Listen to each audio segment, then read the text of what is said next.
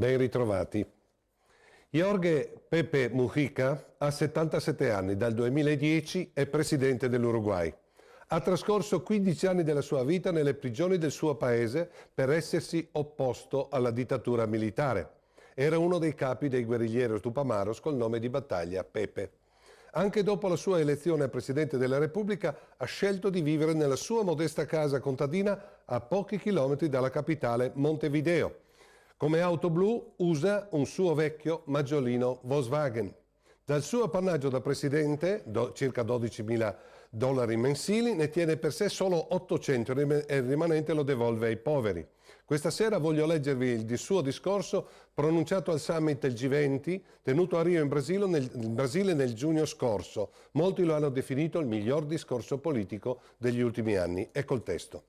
A tutte le autorità qui presenti da ogni latitudine e organismi, grazie mille. Grazie al popolo del Brasile e alla sua signora Presidente. Grazie per la buona fede che sicuramente hanno manifestato tutti gli oratori che mi hanno preceduto. Con la presente esprimiamo la nostra più intima volontà di governanti di aderire a tutti gli accordi che questa povera umanità potrà sottoscrivere.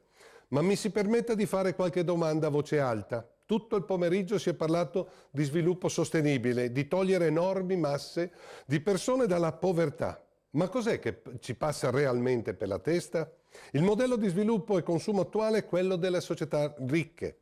Mi domando, cosa succederebbe a questo pianeta se gli indios hindu avessero la stessa proporzione di auto per famiglia che hanno i tedeschi? Quanto ossigeno ci resterebbe ancora per poter respirare? Più chiaramente, il mondo oggi ha la potenzialità materiale per rendere possibile per 7-8 miliardi di persone possano avere lo stesso grado di consumo e di spreco che hanno le più opulente società occidentali? Sarà possibile o dovremo fare un giorno un altro tipo di discussione? Perché abbiamo creato una civiltà, quella in cui siamo, figlia del mercato, figlia della concorrenza e che ha prodotto un progresso materiale portentoso ed esplosivo. Però quello che era economia di mercato ha creato società di mercato e ci ha prodotto questa globalizzazione che significa guardare a tutto il pianeta. Ma stiamo governando la globalizzazione o è la globalizzazione che governa noi? È possibile parlare di solidarietà e che siamo tutti uniti in un'economia basata sulla concorrenza più spietata?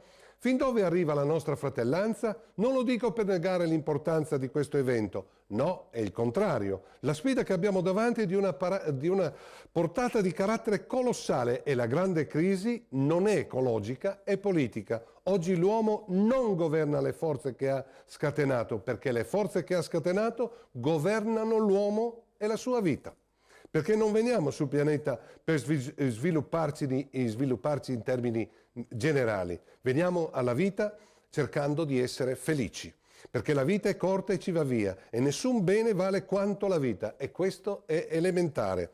Però se la vita mi sfugge lavorando e lavorando per consumare di più, è la società di consumo che la guida, perché in definitiva se si paralizza il consumo si ferma l'economia, se si ferma l'economia si profila il fantasma della stagnazione. Però è questo iperconsumo che sta assalendo il pianeta. E per generare questo iperconsumo si costruiscono cose che durano poco perché si deve vendere tanto e una lampadina elettrica non può durare più di 1000 ore accesa, ma ci sono lampadine che possono durare 100.000, 200.000 ore, però queste non si possono fare perché il problema è il mercato, perché dobbiamo lavorare e abbiamo una civiltà di usa e getta. Siamo in un circolo vizioso e questi sono problemi di carattere politico che ci stanno dicendo di iniziare a lottare per un'altra cultura. Non si tratta di regredire all'uomo delle caverne né di fare un monumento all'arretratezza. È che non possiamo indefinitivamente continuare ad essere governati dal mercato, ma dobbiamo governare il mercato. Per questo dico che il problema è di carattere politico. I pensatori antichi, Epicuro, Seneca e gli Indos Aimara definivano che povero non è chi possiede poco, ma veramente povero è chi necessita infinitivamente tanto e desidera sempre di più. Questa è una questione di carattere culturale, quindi saluto lo sforzo e gli accordi che si fanno e li rispetterò come governante, anche se so che alcune delle cose che sto dicendo stridono in questa assemblea. Dobbiamo però renderci conto che la crisi dell'acqua, la crisi dell'aggressione ambientale non è una causa. La causa è il modello di civiltà che abbiamo costruito. Ciò che dobbiamo rivedere è il nostro modo di vivere. Perché? Appartengo a un piccolo paese molto ben dotato di risorse naturali per vivere. Nel mio paese ci sono 3 milioni di abitanti, 3 milioni e 200 mila, però ci sono 13 milioni di vacche tra le migliori del mondo e 8-10 milioni di ovini stupendi. Quasi il 90% del suo territorio è una pianura utilizzabile. Il mio paese è esportatore di cibo, di latticini, di carne. I miei compagni lavoratori lottarono molto per avere le 8 ore di lavoro giornaliere e ora stanno ottenendo le 6 ore.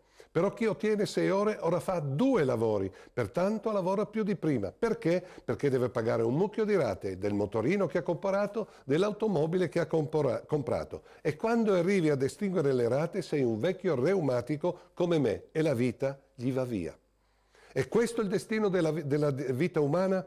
Queste cose sono molto elementari. Lo sviluppo non può essere contro la felicità, deve essere a favore della felicità umana, dell'amore, della terra, delle relazioni umane, del prendersi cura dei figli, di avere amici, perché questo è il tesoro più importante che abbiamo. Quando lottiamo per l'ambiente, il primo elemento dell'ambiente si chiama la felicità umana. Grazie. E noi diciamo grazie a te, Presidente Pepe Mujica, per queste sagge parole. Ci vediamo mercoledì prossimo.